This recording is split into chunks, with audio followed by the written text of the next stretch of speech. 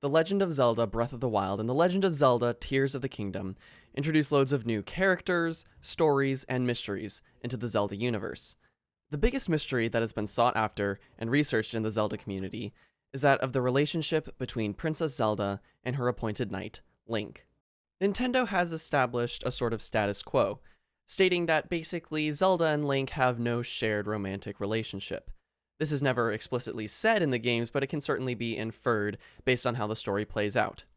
However, I reject that status quo, and I believe that there is a shared romantic love between Princess Zelda and Link.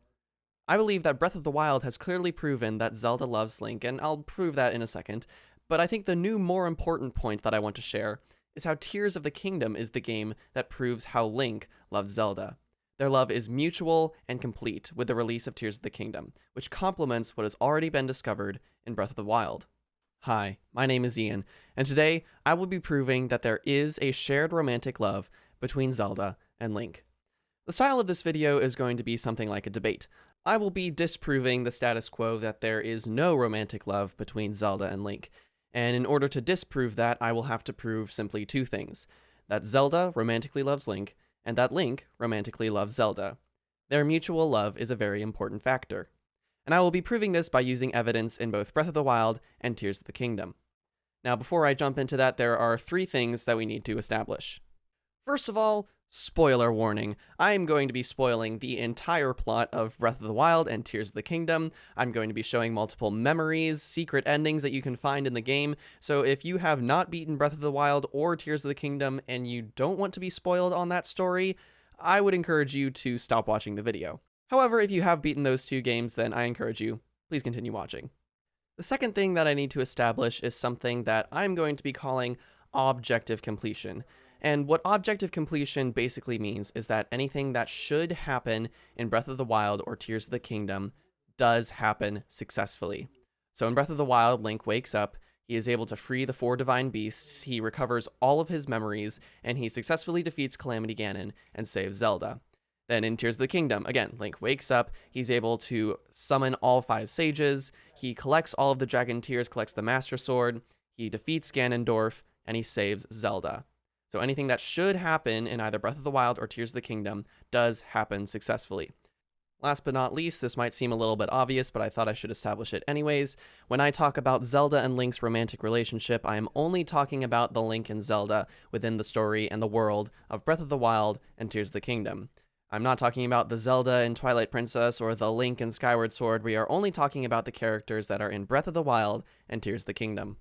Alright, with those three things established, we can move on to the video. Firstly, I'm going to be examining Zelda's character in Breath of the Wild, then Zelda in Tears of the Kingdom, and from those two portions we'll be able to prove that Zelda does indeed love Link. Then we'll examine Link's character in Breath of the Wild and Link in Tears of the Kingdom, and from those two portions we'll be able to prove that Link loves Zelda. So let's get started. In Breath of the Wild, Zelda is a descendant from the goddess Hylia, and in this game she has been blessed with the power to destroy Calamity Ganon, the great evil that constantly looms over Hyrule. However, Zelda struggles to unlock her power and fulfill her destiny. When her father, the King of Hyrule, appoints Link, the excellent swordsman and the hero who has been chosen by the Sword that Seals the Darkness, as protection, she is instantly very annoyed and dismayed. Urbosa summarizes it perfectly in this memory. Oh, give it a rest. That boy is a living reminder of her own failures. Well, at least that's how the princess sees him. Link's success is a constant reminder of Zelda's own personal failure. In the beginning of Breath of the Wild, Zelda despises Link. In another memory, we see how annoyed Zelda is with Link. She shouts at him and reprimands him for his silence and his constant presence. In her diary, she even talks about it further, saying, "I never know what he is thinking. It makes my imagination run wild, guessing at what he is thinking, but will not say. What does the boy chosen by the sword that seals the darkness think of me? Will I ever truly know?" Then I suppose it's simple. A daughter of Hyrule's royal family, yet unable to use sealing magic. He must despise me. I said something awful to him today. My research was going nowhere, I was feeling depressed, and I had told him repeatedly not to accompany me. But he did anyway, as he always does, so I yelled at him without restraint. However, later, we see in a memory how Link fearlessly risks his life for Zelda's own safety. And after seeing Link's sacrifice, Zelda transforms and begins to love Link. She apologizes and seeks to know him further. Not only has Zelda's affection toward Link changed, but she actually starts to begin to worry for his life and begins to seek to know him. And this affection is the beginning of a romantic love. Now, everything that I've said up till now is only proof that Zelda and Link are friends. Even though Zelda started out in Breath of the Wild by not liking Link at all, near the midpoint of the memories, they truly become friends. Now let's move on to the biggest point in Breath of the Wild, and that is talking about Zelda's power and her responsibility. Zelda has been gifted with light power. She has been gifted with a power that can destroy Calamity Ganon, and she needs to fulfill her destiny in order to save Hyrule.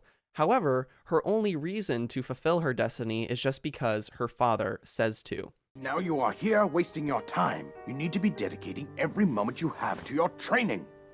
Stop running away from your duty. After the death of Zelda's mother, Zelda's father became quite harsh and cold, and Zelda was left without a teacher or a loving presence. And so Zelda travels to the springs throughout Hyrule, the Spring of Power, the Spring of Courage, and the Spring of Wisdom. However, she fails to awaken her power at all three springs. Now the champions meet Zelda when she journeys back from the Spring of Wisdom. And now comes the biggest point in Breath of the Wild. Mipha actually is the one who reveals the truth of how to unlock mystic power. Anything could finally spark the power to seal Ganon away. We just have to keep looking for that thing. That's kind of you. Thank you. If I may, I thought well, I'm not sure how to put this into words. I'm actually quite embarrassed to say it. But I was thinking about what I do when I'm healing. You know, what usually goes through my mind. It helps when I think about...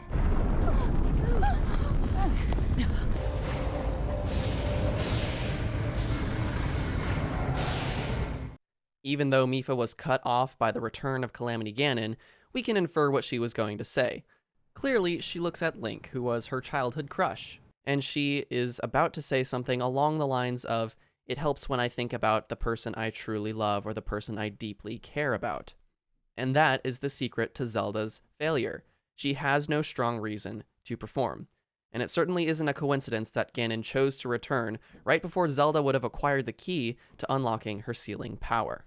This memory leads me to a principle that we are going to return to time and time again throughout this video, and that is this principle.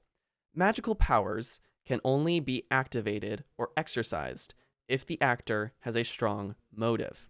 Now obviously magical powers can't be only limited to willpower or motive. Obviously things such as strength or intellect or even genetic bloodlines have a very strong say in how magical powers are acquired and used. But I think what's important is that motive is a very important requirement that Zelda lacked, and that was the reason she could not unlock her power.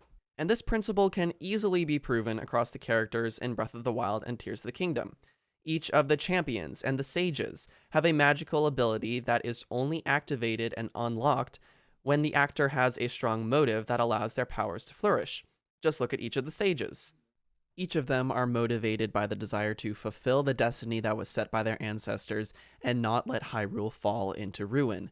It is only when they discover those things and truly accept the secret stone that their symbols are written into the stone and they claim it as their own, proving that motive and willpower are a very strong factor in acquiring and using magical powers. If you're still not convinced, consider heroes in other franchises, such as Tanjiro Kamado from Demon Slayer. He is an excellent swordsman because of his strength and his intellect and also his genetic sense of smell. But more importantly, he is an excellent demon slayer because he is motivated by righteous principles. He wants to save his sister. Consider how in Star Wars there's the dark side of the Force and the light side of the Force.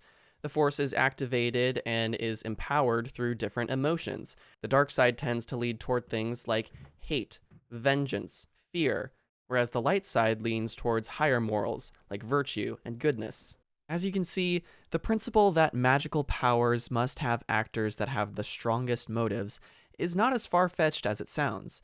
Many different universes and franchises that are mystical and fictional embrace this principle without explicitly saying it out loud. Magic has a requirement of strength, of intellect, of genetic traits, but most importantly, magic has a requirement of motive. It has a requirement of willpower. It requires the actor to have a strong reason to perform.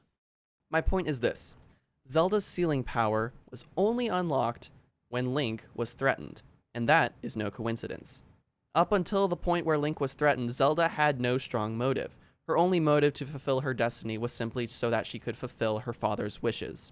It was only when her love, Link, was threatened that she found something to fight for, and that is what unlocked her power. And I think it's even more important to note that it had to be love and not friendship. Zelda was friends with all the champions. She was friends with Link, as we established earlier. If friendship was a strong enough motive, then her power should have unlocked long ago. But it was only when her love was threatened that it truly did unlock. If you're still not convinced about the whole friendship versus love thing, consider how in Hyrule Warriors: Age of Calamity, in a totally different timeline in the Zelda universe, protecting Link is still specifically the key that unlocks Zelda's power. Even across timelines, Link is the key. For me personally, that is the only evidence I need to prove that Zelda loves Link. If you're still not convinced, here's one more undeniable piece of evidence that certainly proves it, and it's all because of Cass. If you complete all of the quests in Breath of the Wild with Cass and you go to him at night in Rito Village, you can hear a secret song. The song was written by Cass's old teacher, a teacher who was a royal poet and was actually in love with Zelda. However, the song states this: "An ancient hero, a calamity appears, now resurrected after 10,000 years.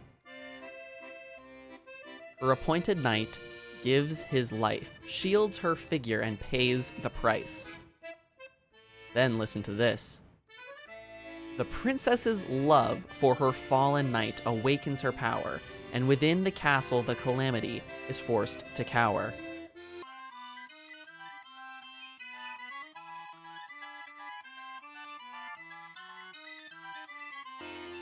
The hero, the princess, hand in hand, must bring the light back to this land. And there you go. Definitive proof that in Breath of the Wild, Zelda indeed loves Link. So now that we've proven this in Breath of the Wild, let's move on to Tears of the Kingdom. The story goes something like this. Zelda and Link are still together during the exploration of the gloom underneath Hyrule Castle. They come across the Demon King, who is being sealed away by Raru's disembodied hand and his secret stone. However, the curse lifts, the magic is broken, and the Demon King is released once again upon Hyrule. Zelda falls down a chasm which was caused by the upheaval of the Demon King. Link attempts to rescue her, but Zelda is lost and actually sent back in time because of Raru's secret stone. Link is rescued by the hand, but Zelda is sent to the past. In the past, Zelda discovers the first king and queen of Hyrule, King Raru and Queen Sonia. As Zelda seeks to find a way back to her era, she forms a relationship with these two people, and I believe she sees them as parental figures. Since both Zelda's father and mother have passed in her time, she looks up to Raru and Sonia as a father figure and as a mother figure. Queen Sonia reveals an interesting detail about Zelda that we didn't know previously. Zelda has both light and time powers, and when she touched the secret stone chose to amplify her time powers over her light powers. And this is part of the reason why Zelda struggled so much in Breath of the Wild. Clearly, Zelda is geared toward becoming the Sage of Time, not the Sage of Light, which makes a lot of sense and clearly shows why Zelda struggled so much to unlock specifically her light power in Breath of the Wild.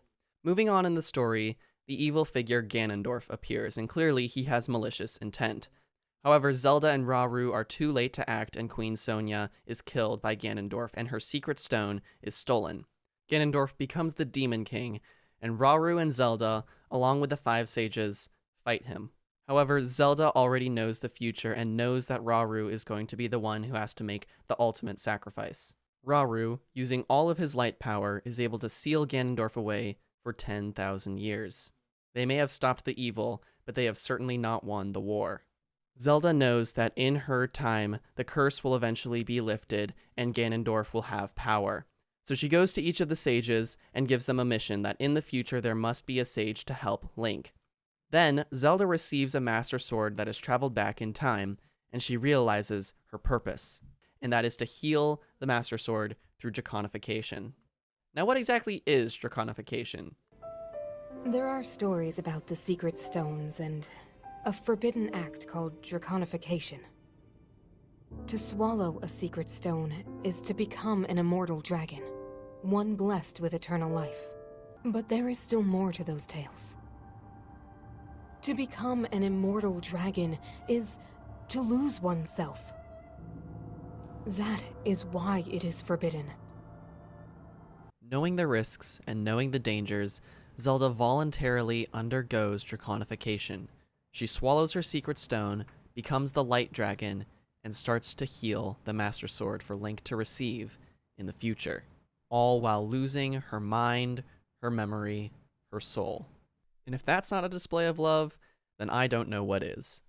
Additionally, the dragon tears that Zelda disperses at the end, the tears that contain her memories, should not have been a mission requirement, but Zelda knows that Link will need them and that he is the key to stopping Ganondorf. All of these facts complement each other along with what we've already proven in Breath of the Wild. They prove that Zelda does indeed love Link.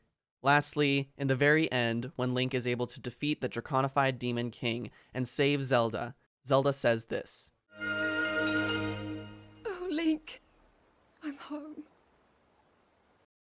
And when I heard Zelda say those words, I instantly put this together. We all know the famous saying, home is where the heart is. Zelda is back to where her heart truly belongs. She is back with Link. In conclusion, Breath of the Wild definitively proves how Zelda's love for Link is the key that unlocks her power, and Tears of the Kingdom further complements this claim and further proves how much Zelda truly loves Link. So now that we've proven that Zelda loves Link by examining evidence from both Breath of the Wild and Tears of the Kingdom, we now need to examine the character of Link. We need to prove that Link loves Zelda. Let's start with Link in Breath of the Wild. Link's love for Zelda is harder and less obvious to prove due to his vow of silence. Nevertheless, between the two games, I believe there is enough evidence to prove that he loves Zelda. In Breath of the Wild, Link is Zelda's appointed knight. He is the chosen hero who wields the Master Sword, the sword that seals the darkness. And it is Link's duty to protect Zelda. And this loyalty seems very simple. And obviously, Link's duty is out of the orders from the king and not from love, right? Well, actually, when we examine the memories, we can see that Link clearly cares for Zelda more than he is required in his mission. Take a look at this memory from Breath of the Wild.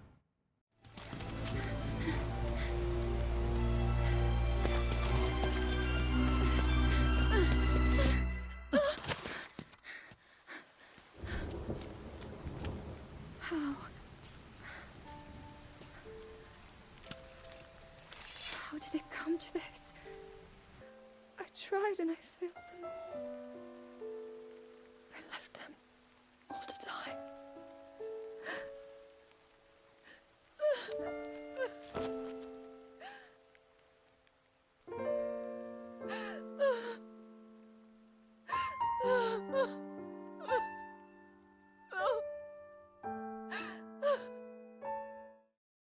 Calamity Ganon returned, and Zelda was unable to stop him.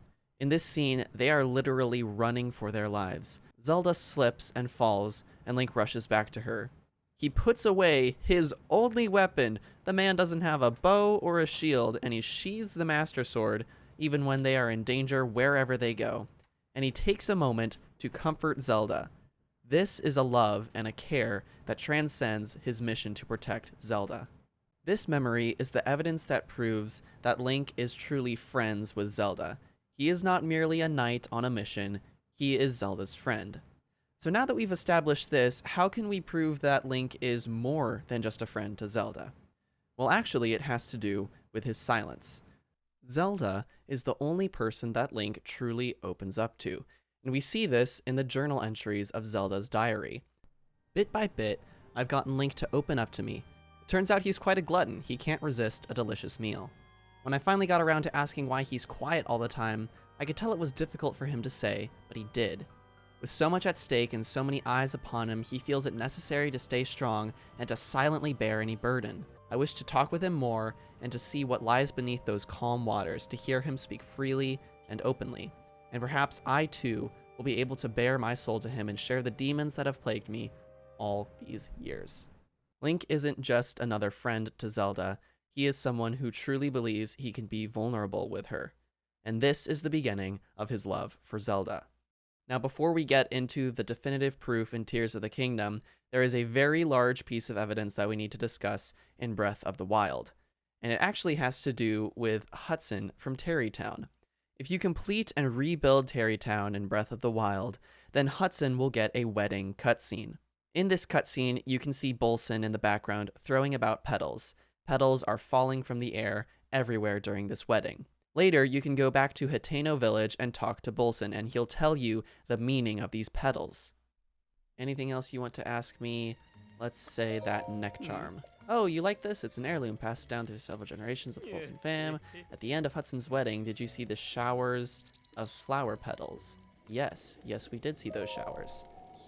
I'm glad. Proves your quality. Those flower petal showers can't be seen by the vapid or disenchanted. The infinite falling petals represent endless love. Oh my gosh. If Link gets all of his memories back in Breath of the Wild, there is a bonus cutscene that plays at the end of the credits when you beat the game. Zelda talks about the future of Hyrule, and they set out on a new adventure together. And what do we see in this final cutscene of Link and Zelda? Infinite falling petals. And not just any petals, petals from the Silent Princess flower, representing their endless love, the princess and her silent knight. When I found this piece of evidence, that was it. That totally convinced me that literally in Breath of the Wild, we can definitively prove that not only does Zelda love Link, but Link also loves Zelda. Now, we haven't even gotten to Tears of the Kingdom, and Tears of the Kingdom, I believe, is the game that definitively, even more definitively proves than Breath of the Wild, that Link loves Zelda. Let's dive into it. At the start of the game, even with his Breath of the Wild duty fulfilled, Link keeps his loyalty towards Zelda. In my opinion, it's because he loves her, but we haven't proven that yet, so let's just keep going. There are many smaller and cute details within the game that suggest that Link loves Zelda. And before I get to the largest bit of evidence, in my opinion, let's go over those few things. The house that belongs to Link in Breath of the Wild has now become a house that Link shares with Zelda. Zelda's diary is inside of that house. The picture of the champions, if you completed the Breath of the Wild DLC, is inside of that house, as well as photos of different events in Tears of the Kingdom that relate to Princess Zelda. Not only do they share a house, but Zelda has a secret well. In that secret well, Zelda has a second diary containing plans for a new champion's tunic for Link, and she also keeps a chest there that has the hairband from Breath of the Wild, a really cool detail. Another thing that I believe is worth mentioning is the Find Princess Zelda main quest. This is the very first main quest for Link, and it is the last main quest completed in the game. I think it's important to note that when Link wakes up on the Sky Island, his first mission is not survival, it's not defeating the Demon King or even jumping off the island, it's simply to find Zelda. This is a really cool detail that plays into the end of the game. The story goes like this. In the past, Zelda becomes the Light Dragon by swallowing her secret stone and performing draconification. She heals the Master Sword and Link receives it in the future, but of course Zelda as a dragon has no memory and no soul. Link is able to defeat the Demon King, but the Demon King, desperate for victory, undergoes draconification himself in order to defeat Link. Link is trapped in the jaws of the Demon King, but then Zelda, the Light Dragon, rescues him. In an epic final battle of light versus darkness, Link delivers the final blow, and Ganondorf, the Demon King, is defeated for good. Suddenly, Link is transported to an ethereal realm above the Light Dragon. His Zonai hand glows and forms a connection to the Light Dragon. Suddenly, the spirits of Sonia and Rauru appear beside him, and they both lay a hand, channeling the power. Then, all of a sudden, the Light Dragon is reversed back into Zelda, and Link rescues her. Finally, he has found his princess. The question now becomes, how on earth was Link able to rescue Zelda? What was the magic? What was the key that rescued her? How on earth was draconification reversed? Zelda summarizes it perfectly in the final cutscene. No, I understand. I had been sleeping all this time. But when I felt something, like a warm, loving embrace, I woke up.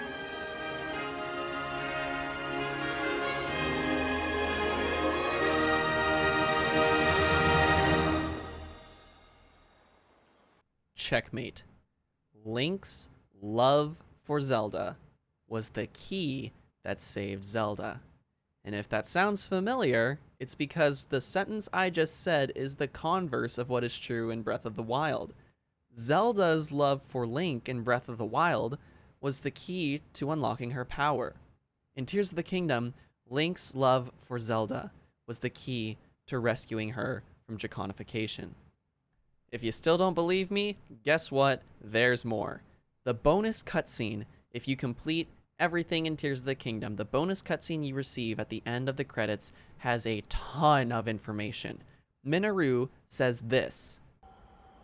This is only a theory, but Raru's power of light and Sonia's time power. For Zelda to transform back, they both must have channeled their abilities through you, Link. I see.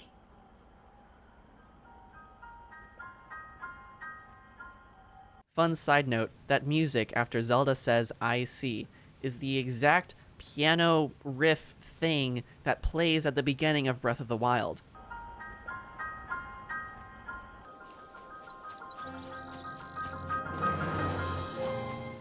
When Zelda learns that Link was the reason she was saved, she harkens back to her love for him in Breath of the Wild, as cued by the music.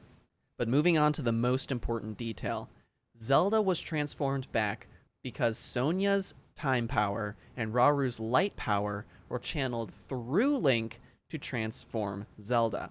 Now, why is this important? Well, it's obvious, isn't it? Draconification has always been a forbidden act. Forbidden because you lose your mind and soul with no chance of getting it back. So how on earth was Link able to pull this off? Because of the principle that I stated in the beginning of the video. Magical powers can only be activated and exercised by actors who have the strongest motives. That principle is what saved Zelda in Breath of the Wild. It's how Link rescued Zelda in Tears of the Kingdom. And what do I mean by this? Well, think about it. If all we need to reverse draconification is light and time and a motive, then Raru and Sonia should have been able to defeat this forbidden act time and time again. Why was it forbidden if it was that easy? If the Zonai had these secret stones, why was this act so evil? Because it couldn't be reversed. Why? Not because the magic of itself was too weak. Those time and light powers were extraordinary. It was because the actors never had the strongest motives. Link loves Zelda, and that love is able to conquer any curse, any forbidden evil act, and transform it back into goodness. And when I say that Link loves Zelda, it's not a friendship love, it's not a knight fulfilling his duty love, it is a romantic love. If the only motive required to reverse draconification was something along the lines of friendship or loyalty as a motive, then Raru and Sonia should have been able to do it by themselves. Draconification shouldn't have been so forbidden. But because the actor needs to have the strongest motive of romantic love, only then, when Raru and Sonia channel their own powers through Link, through the vessel that has the strongest motive, only then can that magic become powerful enough to reverse the curse. The love that Raru and Sonia had for Zelda was not enough to fulfill that principle's requirements. They were strong enough, they were smart enough, they had the genetic makeup that granted them that Zonai power, that Zonai magic. However, the motive they lacked was the willpower, was the reason to perform, the motive of romantic love, that could only have been fulfilled through Link. That is why when they channeled their power through him as a vessel, only then could draconification be reversed. This is why Tears of the Kingdom is the game that proves Link loves Zelda. The conclusion is this: Zelda's love for Link in Breath of the Wild saves them, and this is seen in the memory where Zelda unlocks her light power in order to save Link. Link's love for Zelda in Tears of the Kingdom saves them, and this is seen in the reverse draconification scene where light and time flow through Link, who activates their power through his motive of love towards Zelda. The Nintendo status quo that states that there is no shared romantic love between Link and Zelda cannot stand against this undeniable and strong stack of evidence that Nintendo themselves have woven into the game.